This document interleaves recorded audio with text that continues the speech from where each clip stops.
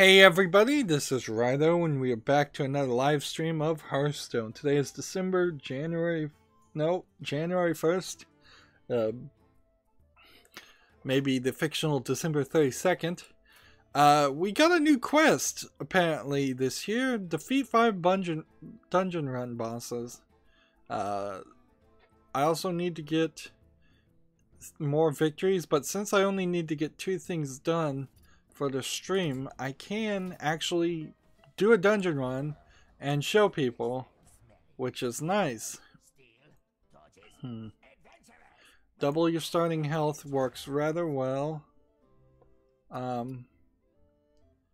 was already playing, I suppose, as priest, so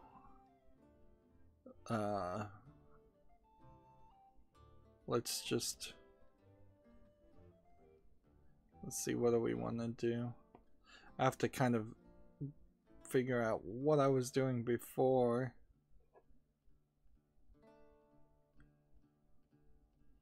I'm going to take this one and move on and play. So the game Beholder, which is a bleak government spying simulator, has a sequel coming out next year. As that is strange because I think Beholder 1 was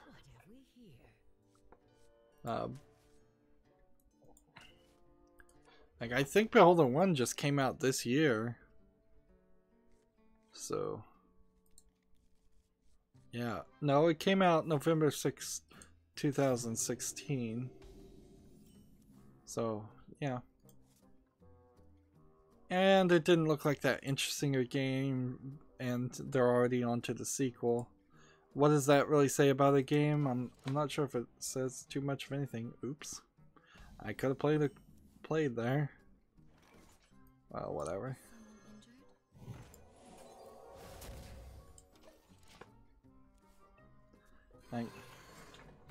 That's kind of common, is to flood the market with multiple versions of your game. I've been noticing there's one game in particular that is called A Maze, and there's just so many variations of the A Maze game that are getting up on my Steam curator, not Steam curator, but Steam discovery thing.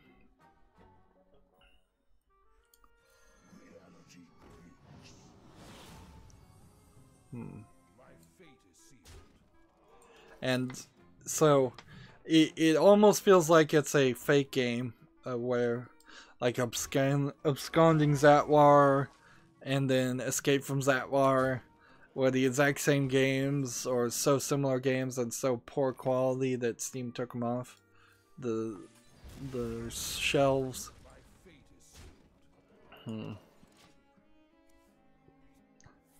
And none of those games I saw while going through the discovery to get trading cards, which I personally need an intervention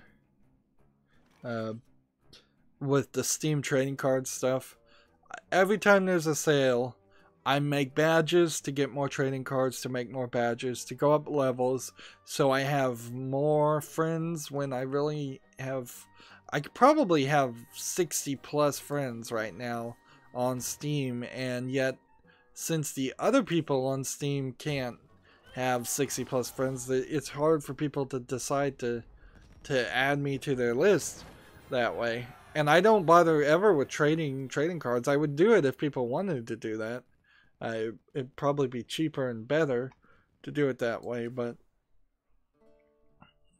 the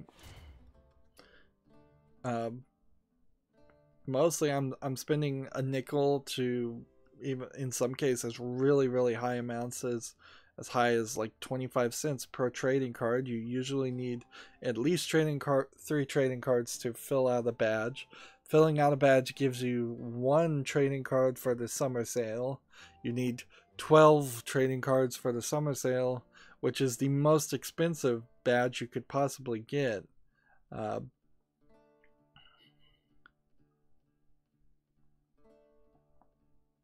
Yeah, I don't think I want that.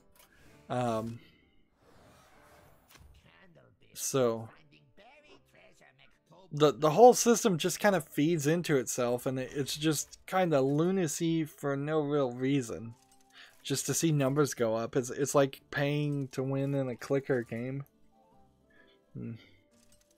Travis said, I gotta go for the night. See you, Rydo. Thanks for watching, Travis. Have a good night.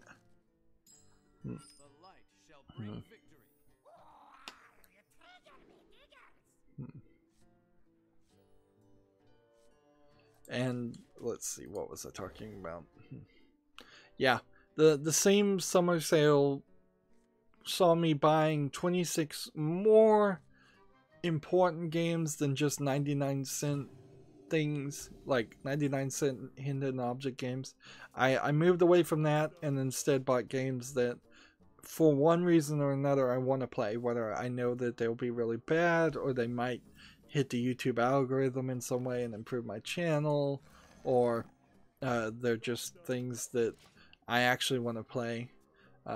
Things like the first couple Nancy Drew games, so that I could try them out and later on decide to buy more of those if I'm going to do a Nancy Drew series, or I can just get out cheaply. Some things I get just so I can buy the bundle later cheaper. Like a lot of the bundles on Steam are buy this entire company's collection for $150, and I'm not willing to do that, but I might be willing to instead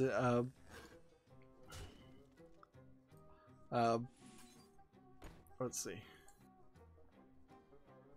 Well, that's not going to really help anything, is it?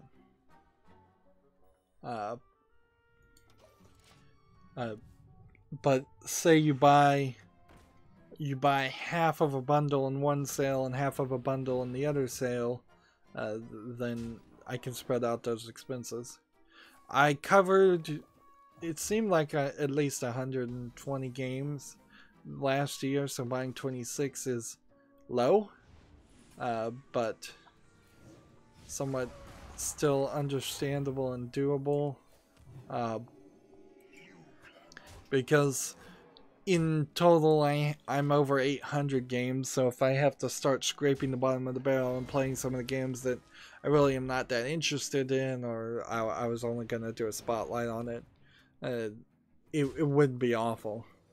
The thing here is, as a video game critic, I'm justifying owning a lot more games than I'll probably ever get around to playing, because I want them for historical purposes in case I ever need them, and I also want them for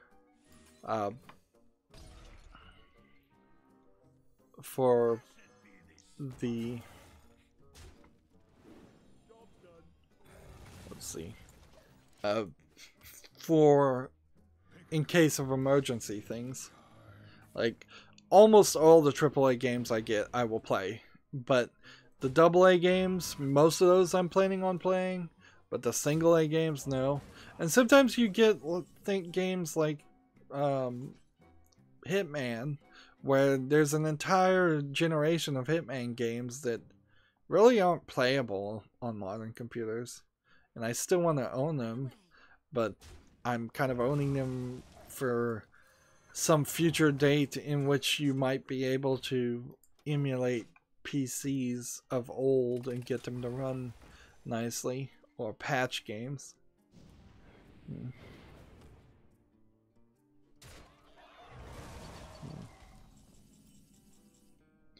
And there's something wrong with Nightbot again, because Travis spoke many times. The Nightbot never worked. Fine.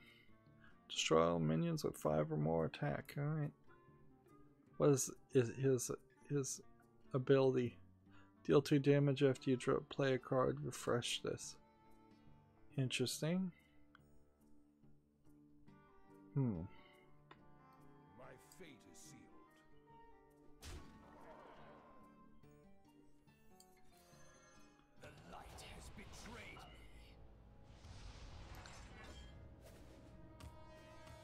so next turn I can just deal 2 damage. PC Gamer has PC gaming lows of 2017. Let's see what this. Andromeda flops. What is this? RE7 wasn't as skill. Like, this list is different people's lows, and so there's some weirdness to this.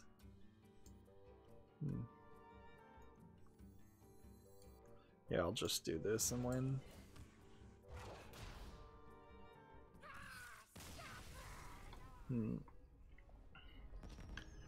So 2 people are upset about Mass Effect Andromeda.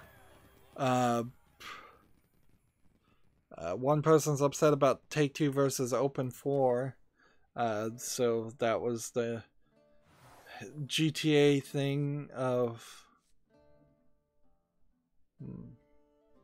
See, well, this would be a 5-5 for 1. Well, I can fill my hand with coins. Let's see, what more do I want here?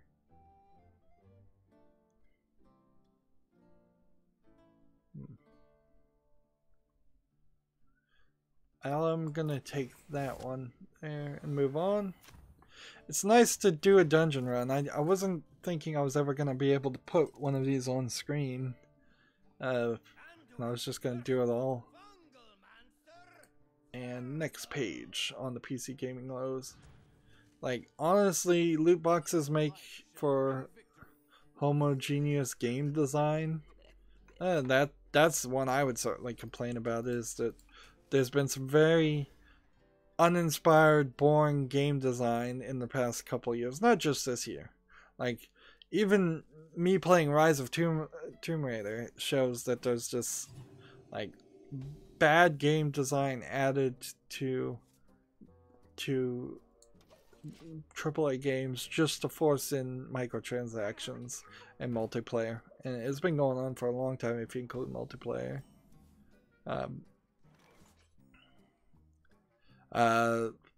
Here's an argument that you don't hear too much about, but it is, I think, pretty valid, is the graphics cards, because of Bitcoin and Ethereum mining, went up and up and up, and instead of down. And that put me in a weird issue where I kind of need to buy a new... well, I do need to buy a new video card, and I'm sort of trying to wait until... like, I'm trying to wait until we get to the next generation of games, but... video cards, but I'm not sure if the next generation is going to be cheap enough to buy like an 1180. I would like to get to an 1180, if not higher quality equivalent game. Let's see, heal this and hit this and smash that and that. Destiny 2 apparently was a low, as one of the reporters. I'm not naming any of these reporters. The other thing is DDR4 RAM and DDR5 RAM and DDR6 RAM, for all of their differences. None of those are in great shape. Like, the RAM prices, probably due to collusion, have been going up more and more, and we need faster RAM and larger amounts of fast RAM more than ever, with cell phones taking up a lot of them, and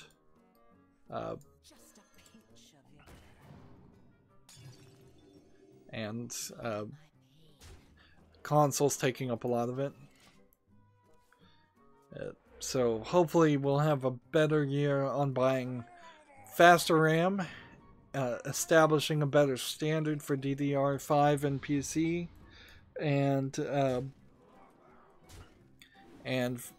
faster RAM in the video cards and better video cards too.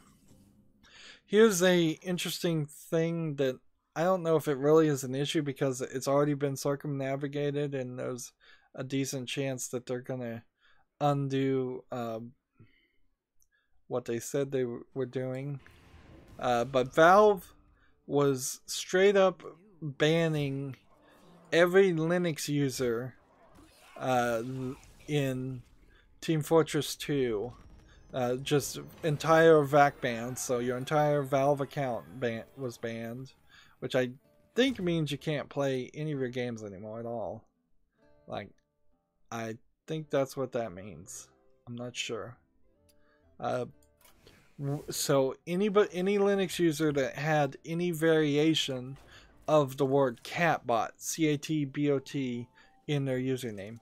So even if you were logged on, as I'm understanding it, as a different user in Linux, they were looking to see if you had any user name called with catbot on it, and they were banning that as a very, very extreme measure to stop what was effectively a denial of service and just cheating going on a massive scale.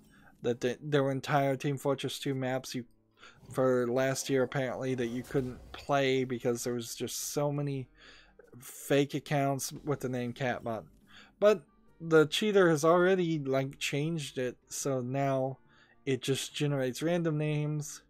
And so the thing here is that there is a small number of people that might have catbot in their name and not be a cheater, but I imagine it's so insignificantly small that they're not even willing to consider that. They're just banning everybody, and it's no real evidence of cheating, like just having your name catbot, which is it doesn't feel like a smart way to govern your product. It seems draconian. It seems a lack of due process. PC Gamer has an article, What We Want from Valve, from 2018. I bet what they don't want is people accidentally being banned because their name is catbot. Let's see.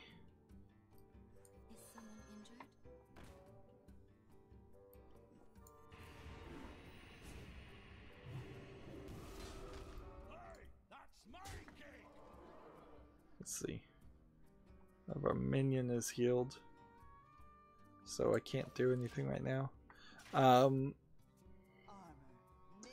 The Steam interface overhaul, I suppose, is something they're working on, and I could certainly see the website being interface overhauled. There's work that can be done there.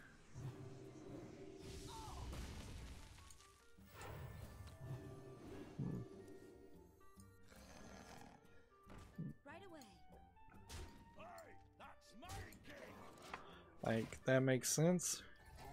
They want Counter-Strike Go on Source Engine 2. I'm not sure that's really ever going to happen. Yeah. Deal damage equal to a minion's... deal damage to each minion equal to its attack. Well... I guess this would work.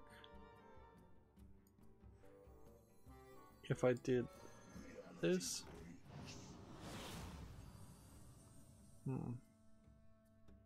Now this would kill this, this would kill this, this would kill this. So I'm just gonna do that.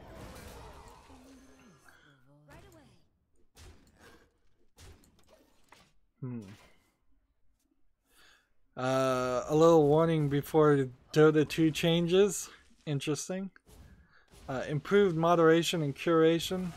Yes, PC Gamer in particular would love more curating and moderation in the hands of the video game industry so that they could censor the actual people who are paying for and play the game. PC gamers deep in the pockets of the video game industry, so yeah. Like they want to take away the ability to effectively negatively review a game for most reasons, if not all reasons, and turn the entire store into being useless as far as reviews, where everything is just a 7 or higher.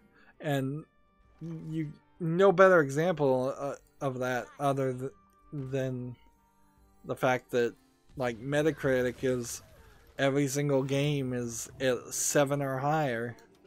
That's just the groupthink of major video game reviewers. I would argue the store needs better filtering and sorting options, and some things like an age rating system, a label to tell me whether a game has English subtitles or in English voice acting. And I'd like to know how much of that English voice acting is actually in the game. If it's a 5-hour game, is it relatively 5 hours worth of talking, or is it a 5-hour game with one cutscene at the beginning with English voice acting so they can say they have it? And their final thing they want is an actual game from Valve. I imagine the Steam store changes might happen, but a lot of the other stuff's not gonna happen. This is taking a little bit longer than it should. Next article we have: Platinum Games is working on 2 self-published games, and you can bet they'll end up on PC. The games will sit somewhere between AAA and indie titles, says the head of development, Atsushi Inuba. Let's see. Bayonetta and Vanquish developer Platinum is working on 2 self-published games. Its first stab at going it alone.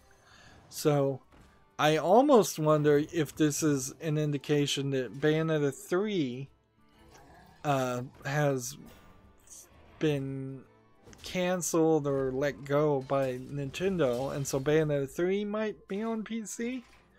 Or, I mean, the more realistic thing, of course, would be that Bayonetta 3 funded Platinum Games well enough for them to make 2 more games on their own.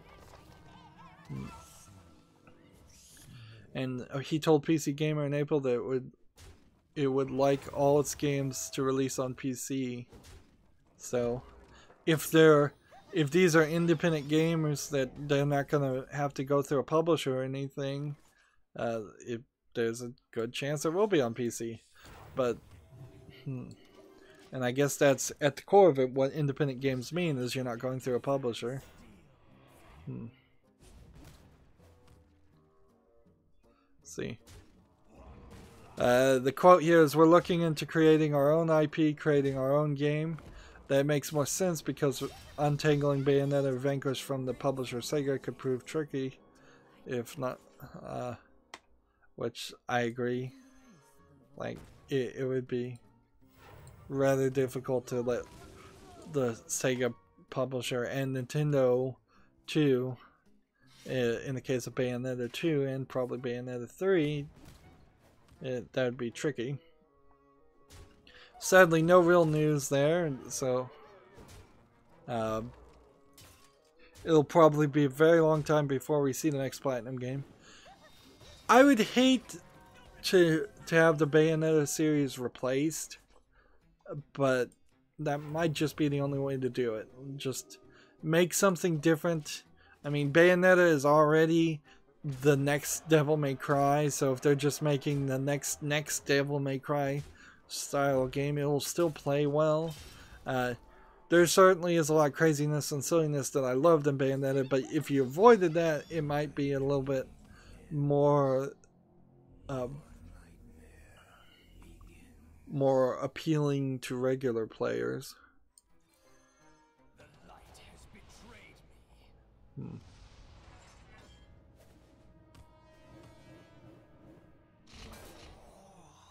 Let's see. This is not gonna work.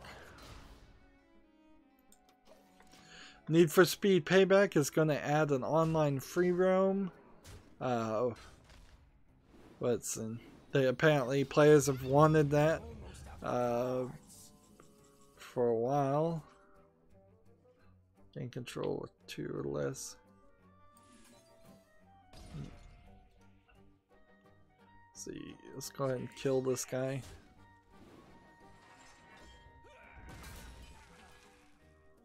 And kill this guy. See, I could play this and heal him and then play this again, but that's not going to help me in any way. Oh, I've lost. I don't think Need for Speed Playback was super well reviewed. There's no release date, but it will be free for all players. I imagine the online free roam mode was just kind of needed to... So that was 4. There is a trick here. Because if I had just managed to tie and destroy both of us at the same time, I would have gotten the second attempt. But nope. No such luck. So now I can choose Rogue again and see if the Rogues count towards the daily quest in 2018. That would be really nice. Like, if I could get around to the point where I was getting all the daily quests, doing these quicker battles in the Kobolds and Catacombs runs, I would do almost nothing but Kobolds and Catacombs runs. Alright, let's see. So, Steam has a blog for the best of 2017 list, and one is the top sellers, which I think we've already seen.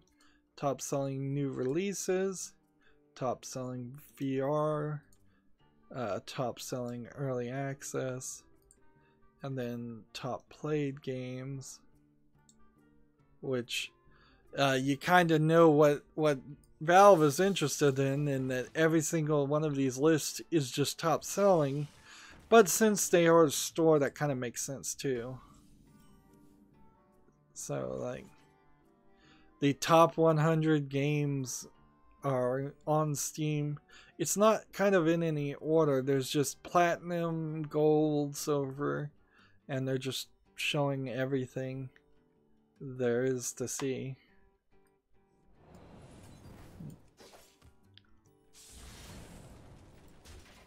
Here we go. Bronze. Like, even Prey is in the Bronze League. So, anything that almost came out that was worth playing. Doom, for instance, is in the Bronze League. Binding of Isaac, Afterbirth, Factorio. Honestly, this is probably a good list to start off with, just what games you should cover if you were going to do your own top 10 list. Although, probably doing the new release list makes a little bit more sense.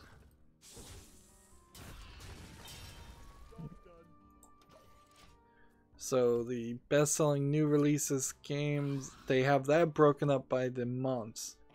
So, for instance, January had Conan Exiles and Resident Evil 7, and those kind of are the only two that I would even mention. February, For Honor, and Night in the Woods, I guess. And then March was like, you know, going back and looking at it like this, the first 3 or 4 months weren't that great for 2017. It was only later in the game that things started getting better. There you go. Next turn, if this guy survives, I've won. Like Ultimate Marvel Capcom 3, which is $10 right now, came out in March. That's surprising, less than a year. A lot of games are only 50% off during the sale. even many years later. Let's see, April. There are games worth mentioning, but they weren't great, like Ukulele. What Remains of Edith Finch came out in April. Outlast, one of the Outlast games, I think, came out in April. Start the game with 3 secrets. Your minions have +1/+1. I'll take +1/+1. Should I go down the Jade route? Or should I go down the Pirate route? Or should I go down the Pirate route? Let's go down the Thief route. Outlast 2. That's what came out. May. Prey came out. And Star Trek Bridge Crew and Friday the 13th. And that's when it started to really pick up. Vanquish came out and was forgotten.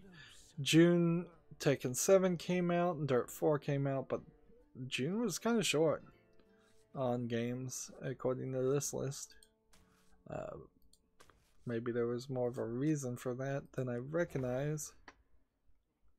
July, Dream Daddy came out in July.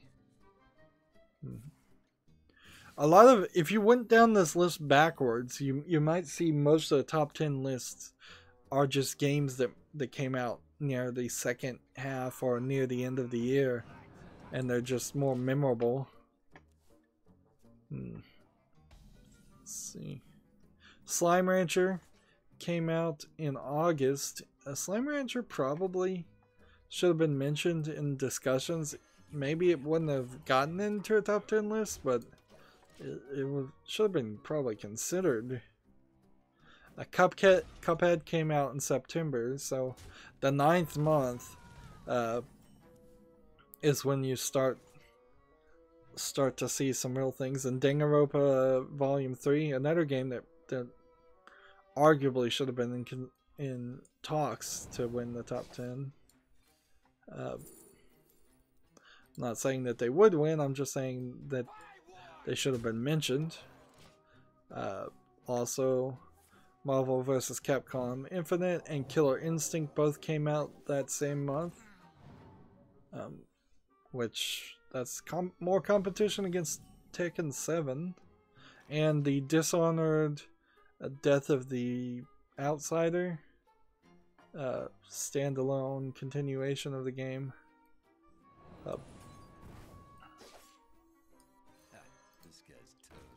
That came out too. Yeah, there was literally no talk about the Dishonored expansion. I'm not sure anybody even played it. Like, in some weird way. I really suspect a lot of people didn't play it. Or maybe it was just too much Dishonored in a row. Like, in all honesty, having somewhat recently played Dishonored, like, thinking about going back and playing it some more in Dishonored 2 didn't fully appeal. October had Life is Strange Before the Storm and Bomber Crew, a game that is apparently, it seems like it's more popular with the fans and not popular at all with the mainstream video game media. I gotta think of a different term to call them too. It's like the big media, big video game, big VG media or something. Evil Within 2 came out in October. Shadow of War came out in October. Hat in Time came out in October. Wolfenstein 2, Assassin's Creed Origins, South Park. I'm surprised South Park didn't get talked about too much either. Sword Art Online arguably should have been played. So if we're gonna start getting more packs, common packs, by doing these Spelunker quest, that is a great thing to do. Like that's gonna help fill in newer players account collections a lot better. Let's see, arena runs would be 150, and maybe I'll find some time to do the arena runs at some point. We don't need to do all 3 of these, so it's time to switch over to the Asian account. And I suspect the Asian account might have a similar setup as this one. Jackbox Party Pack came out in October too. Also in November, .hackgu Last Recode came out. Star Ocean Last Hope had like some World of Final Fantasy came out. None of those games probably deserve to be in the top 10 list. I'm kind of going through that same rant again of games that weren't considered. And they feel like they were unfairly not considered. Hand of Fate 2 had an expansion come out, so at some point Hand of Fate 2 I think did come out this year. And let's see, win 3 games of any class. I will trade that. Play 20 Death Rattle cards, play 30 Warrior cards, and play 10 Secrets. And I think this was a watch and learn quest I had. Ooh, an epic. Nice.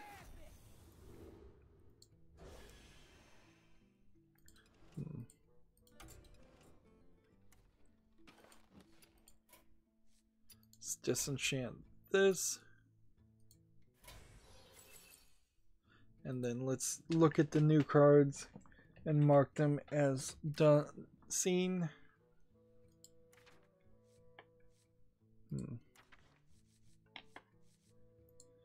I have 45 dust, which wouldn't really help too much. And on the Asian account, I'm just keeping all the gold versions of cards in case that means something or does something in the future. Let's make this our new favorite. Well, in fact, let's just make this one our new favorite, because I don't think I played that card back at all. So if I play a hunter, do I have a hunter with secrets? I think it's time to get rid of this hunter and make it a hunter with secrets to start with. Hunter, choose this, and then secret. S-E-C-R-E-T.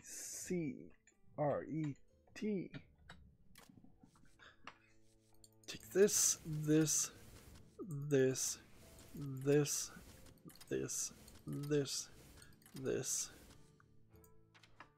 and this, and this. And we'll take these two. And so at that point, that's as many secrets as we can do. So let's now do beasts and combine it into a double quest type thing.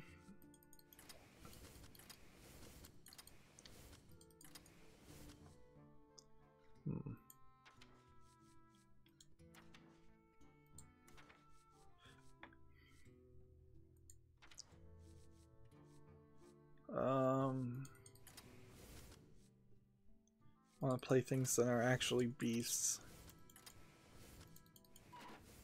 There you go.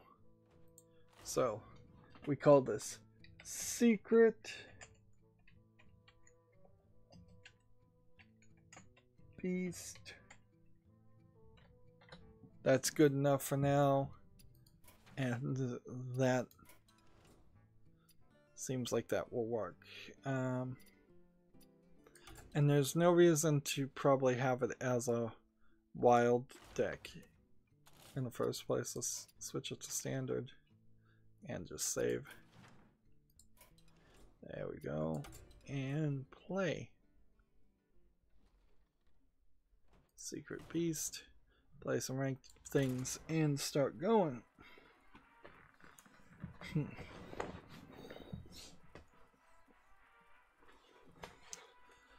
Call of Duty World War II also came out in November. Neo came out in November. Injustice 2 came out in November.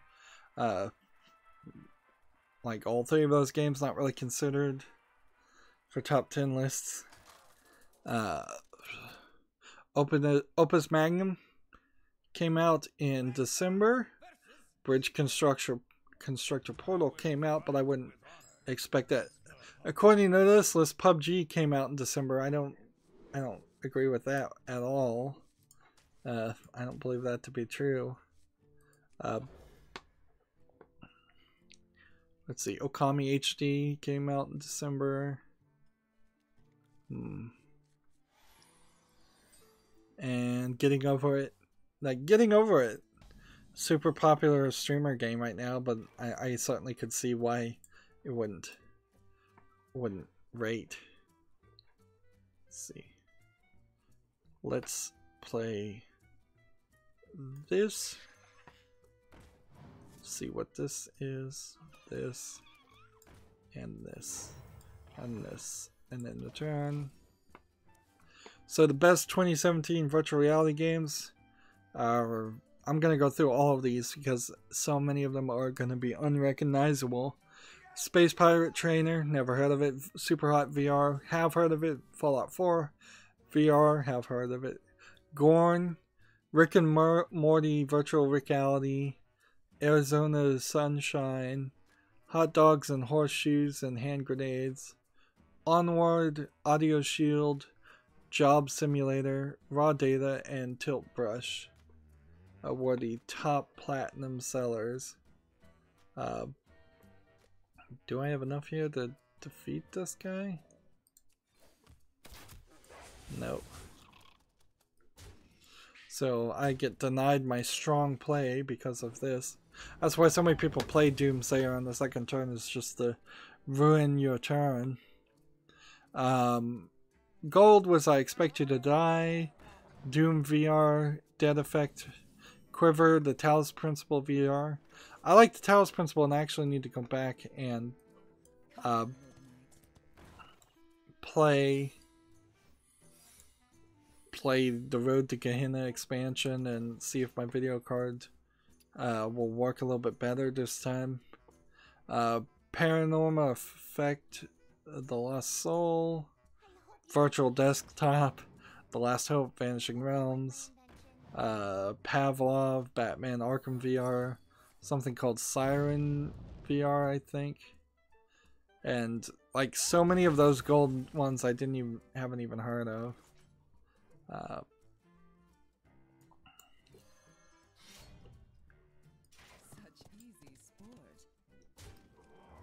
Let's see. Silver, as far as VR games, Call of the Starseed, Eagle, Heart of the Emberstone, the Golf Club, Sports Bar VR, To the Top, some Serious Sam First Encounter, Gal Gun VR, Fruit Ninja VR, A Chair in a Room, LA Noir VR. Interesting how LA Noir is actually really low on the list. I would have thought it was a lot higher. Iron Wolf, The Blue, Brookhaven, 11 Table Tennis, Duck Season, John Wick. Now for bronze we have John Wick Chronicles, Castle Must Be Mine, Killing Floor, Incursion. Interesting. Man, they keep making Killing Floor games, I guess. It just never stops.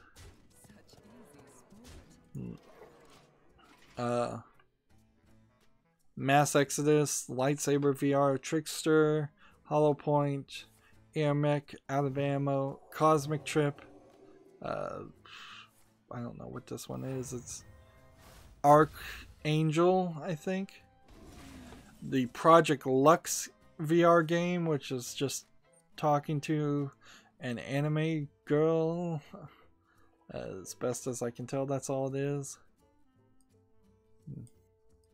Play this. And then let's adapt this to Stealth until next turn or Divine Shield. And then play this.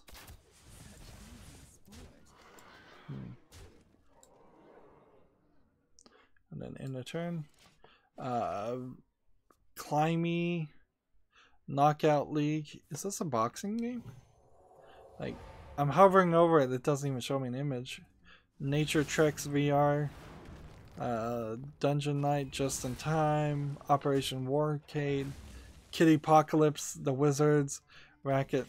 Richie's Plank Experience.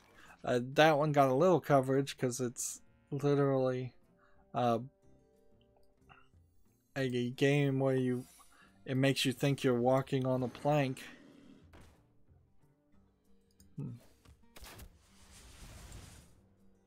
Oh, I can just win. Let's just take that victory.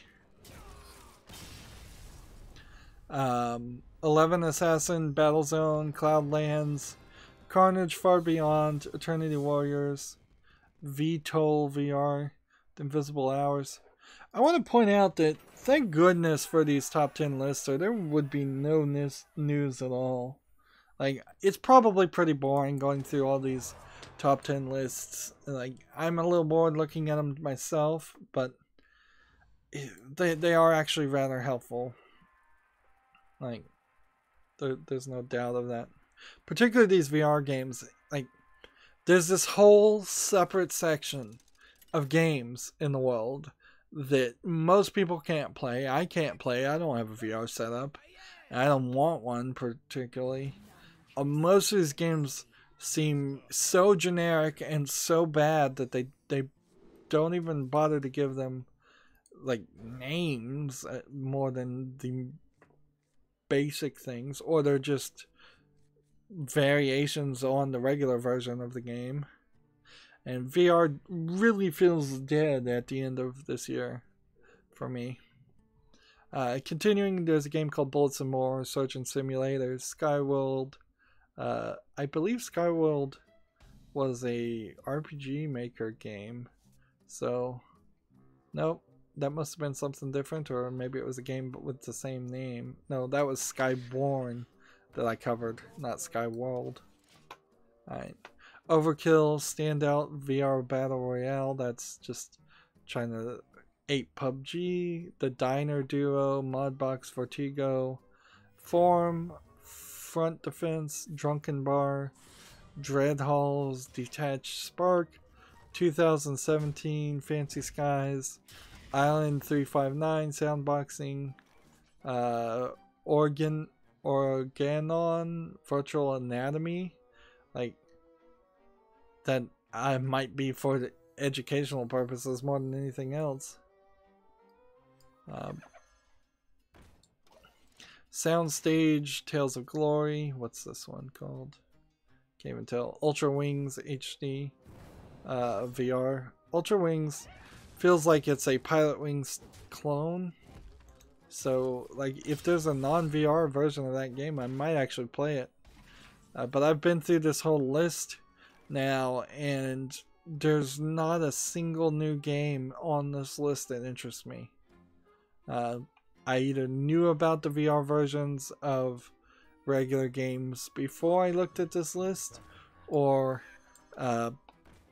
if it was unheard of to me, they're uninteresting, boring games. So I would heavily suspect there might not even be a best of 2018 VR games. And the next list Steam has is best 2017 early access graduates. So games that left early access.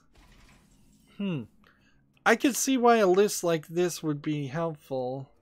But all it really is saying is that the games left early access, and because of that they're on this list. Doesn't mean the games are actually finished or the games are actually good. So like Slime Rancher, but PUBG, still not a finished game in my opinion.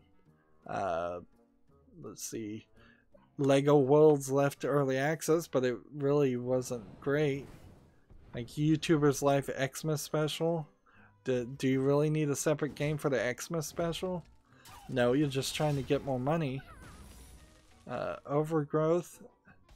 I thought that was a game I might be interested in, and I didn't even know it was out. Kona, another game. This list is actually kind of helpful for me in particular because it lets me see the games that were on my follow list that I need to move to my wish list or reevaluate to put on my wish list. But there is a lot of games on this list that are not completely finished and are not that good in the first place.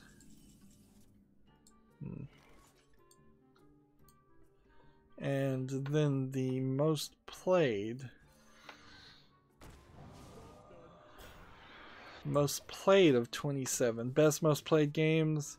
Ark Survival Evolved. I think Ark Survival Evolved is probably dead. Payday 2 Ultimate Edition. I think that's probably dead. Warframe. Rainbow Six Siege is going to be dead. GTA will stay alive. Counter-Strike Global Offensive will stay alive. Dota 2 will stay alive. H1Z1 is probably dead by the end of 2018. And PUBG is probably dead by the end of 2018 too. Replaced by something better. Then the next category of over 50,000 simultaneous players. The first category was over 100,000 simultaneous players. So now it's half of that at any point, I imagine, in the year. So you have like Football Manager, Gary's Mod, Rust, Conan Exiles, which I still don't think is out of early access, really. Rocket League, I can see Rocket League, Path of Exile, Jungle Infernal, Civ 5, Divinity Origin Sin, Total War, Warhammer 2, Paladins, and Shadow of War, which kind of is questionable why Shadow of War is even in that category, other than they crammed that gameplay style into the game.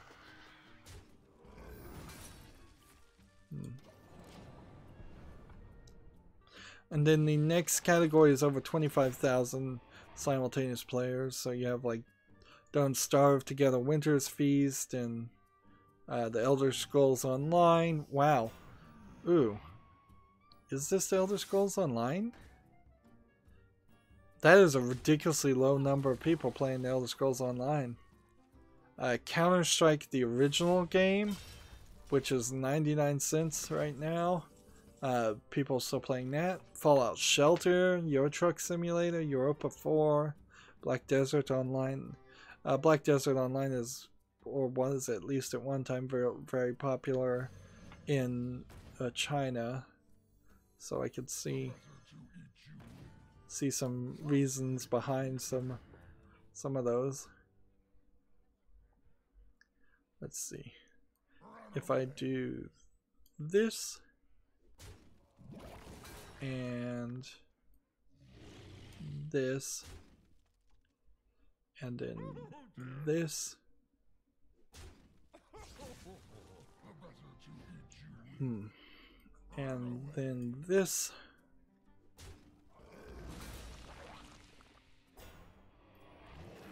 and that, and that. And we'll go ahead and attack there in the turn. Ghost Recon, Left 4 Dead 2, Witcher 3. Why is The Witcher 3 an online game at all? Like, what's the online component to Witcher 3? Oh, I guess this isn't online components as much as just how many people are playing this game at the same time. So a ton of people were playing Witcher 3 in a single player experience because that's all I think there is. And it was so high that it registered right next to Binding of Isaac Rebirth and Final Fantasy 14 and Shadow of Mordor. So people were playing the old game too. Battle Right, Fallout 4, Skyrim, Probably not the remastered edition, or maybe it was adding both of those. Assassin's Creed Origins. There is something to consider here, that there was a lot less time for Assassin's Creed Origins to hit 25,000 simultaneous players as, say, Fallout 4. Just because of how that whole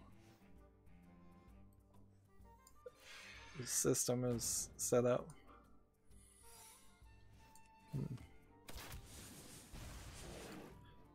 Well, just because Assassin's Creed Origins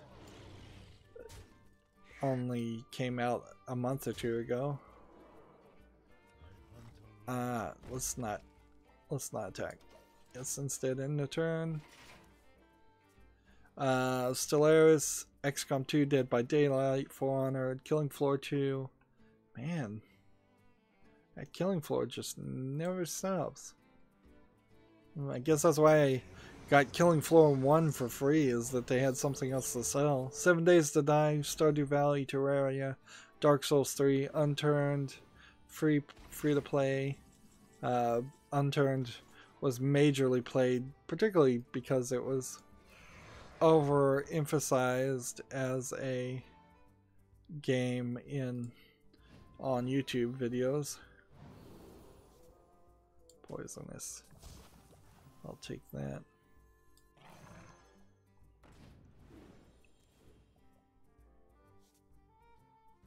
Summon 2/3/2 wolves. Kill that guy. Kill that guy.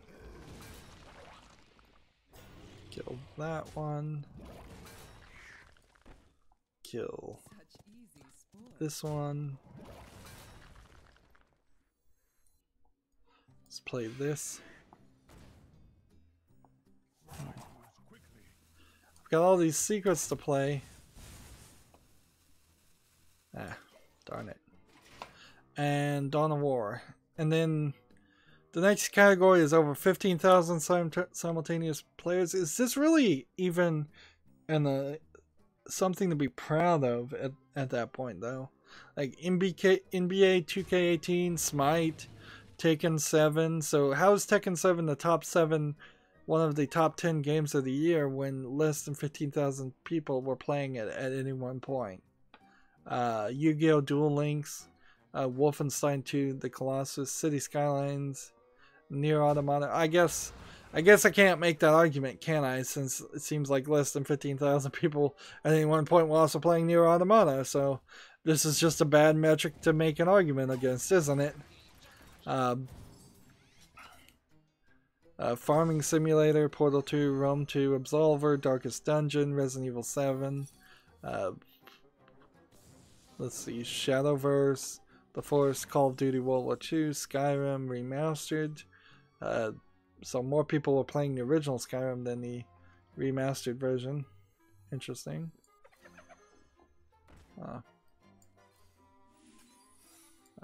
Should have played that.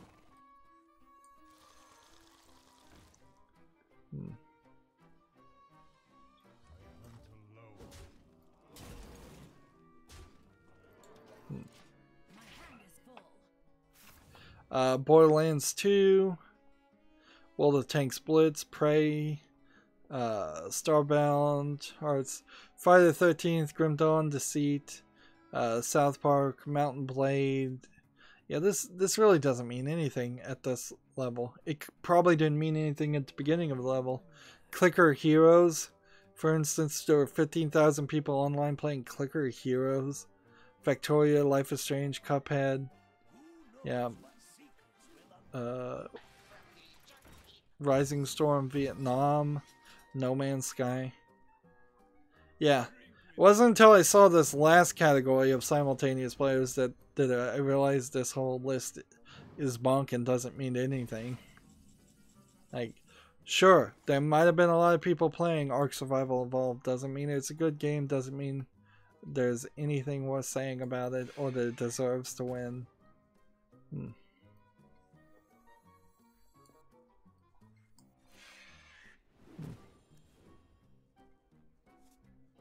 And just... let's go ahead and kill some people.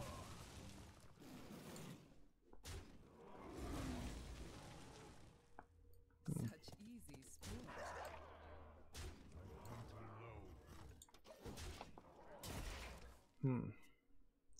Let's close that. Move on. The thing about the list, I suppose, that's nice is that it did give me several games to reconsider for my wish list. Alright.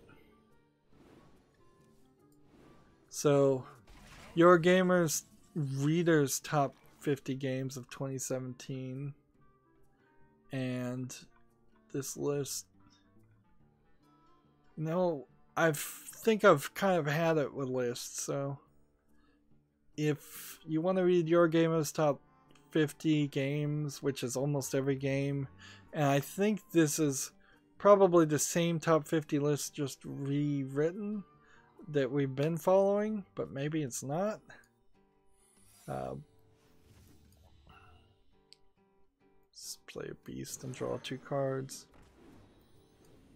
Play another trap.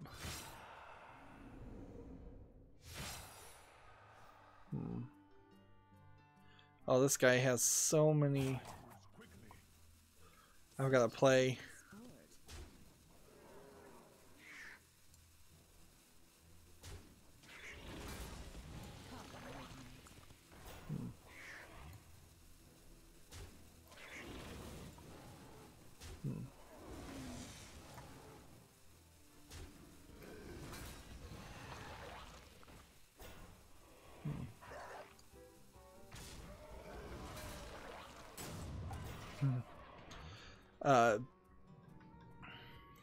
Yeah, when you get down to like the top 11 on this Your Gamer list, it's Cuphead, then Prey. I don't think Prey deserves to be above Cuphead. Wolfenstein 2, Divinity Original Sin, Assassin's Creed Origins, Resident Evil 7, Nier Automata, Persona 5, Horizon Zero Dawn, yeah, Super Mario Odyssey, and then The Legend of Zelda. The only thing, I agree with this list a lot better than I do the Giant Bomb list. I still don't think that Legend of Zelda beats Super Mario Odyssey, but fair enough. Let's see. Whose turn is it? It's his turn. Just trying to fatigue me to death. He's doing all the calculations. If he can make me draw one more card, which I can just by ending his turn, he'll win. Rock, Paper, Shotgun has the most exciting games of 2018, which is more of a list of pictures instead of anything else of what they're excited about. Let's click forward. A Way Out, American Truck Simulator. Let's see, did we play enough? Yeah, we played our 10 secrets. That's all we were really trying to do. And we need to play Death Rattle cards, I think now, which shouldn't be too difficult. Yeah, play a bunch of Death Rattle cards, which Death Rattle would be what? What would be the right account to? Let's just make sure we don't have one that says death already. Well, the Druid has 2. He has several. He has 3. He has 2. Rogue would be a good one that probably have Death Rattle cards in. Yeah, so let's make a Rogue deck. Buy to this Rogue deck. Make a new Rogue deck. Just go ahead and start with standard. This and discover death rattle. That, and that. And this. Now, I probably could do death rattle cards from the wild set, but this is good enough. There you go. So that's a quick and easy death rattle deck that probably needs a lot of tweaking, certainly, but it should get our daily quest done today. But let's break this up since we're about an hour in this recording too, and there's still a lot to talk about. Not surprisingly, besides Travis, my #1 fan at this point, nobody else is on the chat. Be nice for people on the chat, but I could also see why people are busy or just taking it easy after their New Year's partying. That's it for this recording. As always, I ask you to like, share, subscribe, comment, and watch every second of my videos.